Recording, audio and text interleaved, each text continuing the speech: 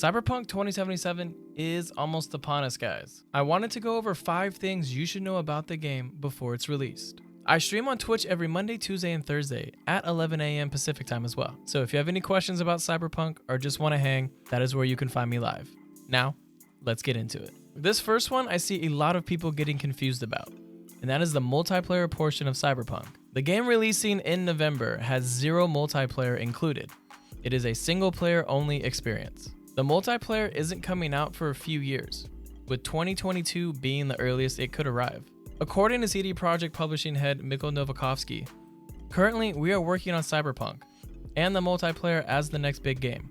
The AAA release we are working on is Cyberpunk multiplayer. We are trying to be as clear as possible in this regard. The date we're releasing Cyberpunk multiplayer, that's a code name for it, will probably move out of 2021. Now, besides the only info that we know that it's actually coming, there is not much info about what it actually is. And if you watch my other vids, I really hope it's GTA style. A bunch of people running around Night City would literally be the dopest thing ever. Now, what do you hope the multiplayer mode is, and how excited are you about it? Let me know down below.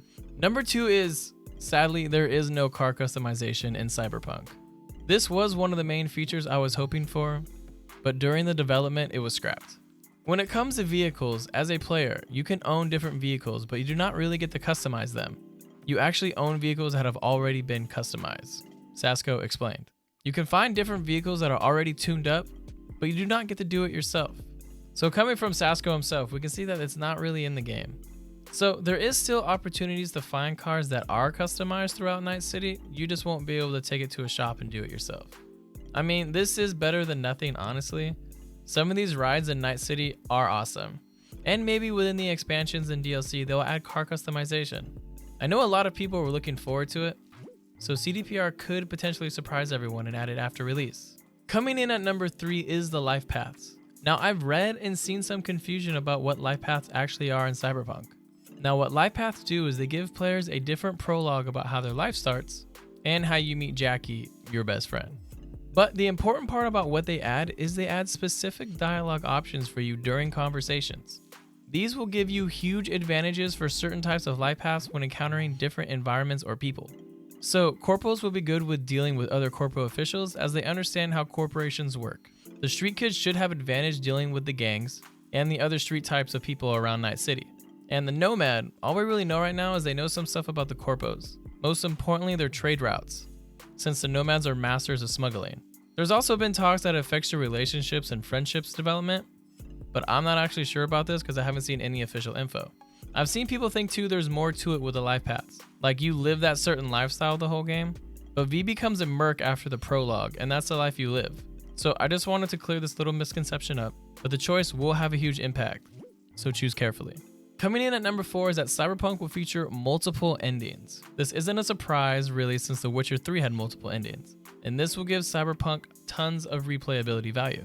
It hasn't been said how many endings there will be, but having 3 life paths and a ton of choices, there could be a lot of endings in this game.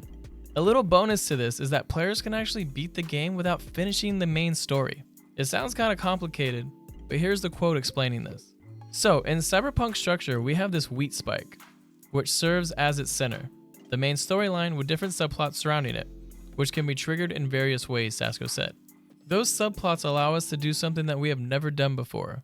They change the main plot of the game, and they are doing that in such a way that you may not even finish the main plot, but still finish the game and get a completely different epilogue than the player with a different life path who made different choices, met different characters, and formed relationships with them. Now, this is crazy. This game is going to trigger different events for different choices and have different main plots. And this makes me question what the main plot actually is and why you don't need to do it. The main plot needs to be important, right? And if you don't need to complete it, is it still important? There's lots of questions here, and I can't wait to see how these endings play out with multiple different main plots and subplots. And finishing up the list is the most controversial issue. CDPR cut third person from the game, making it first person only. I wanted to talk about this since I still see people on Twitter questioning it. For me, I don't think it's a big deal really. CDPR wanted the game to be as immersive as possible, and third person just doesn't do this. Yes, you won't be able to see your customization as much, but CDPR has said there will be multiple ways for you to see your character in the game. Night City is going to feel way more alive and real in first person anyways. And to me, this should be the only way the game is experienced. I know there are many opinions on this decision, and of course I wanted to know yours. I've even seen people say they won't buy the game now because of this, which I think is kind of ridiculous. Is there anyone that's actually at that level? Please let me know. And that was my 5 things I believe people should know before buying Cyberpunk 2077. This game has so much hype, and I'm here for it. I hope I was able to help some of you out with anything that was confusing. If you have any other questions, let me know down below. And again, if you want to catch me live and ask me questions there, I will put that link down below. Don't forget to sub if you enjoyed this video, and remember, always take it to the edge. It's the Cyberpunk way.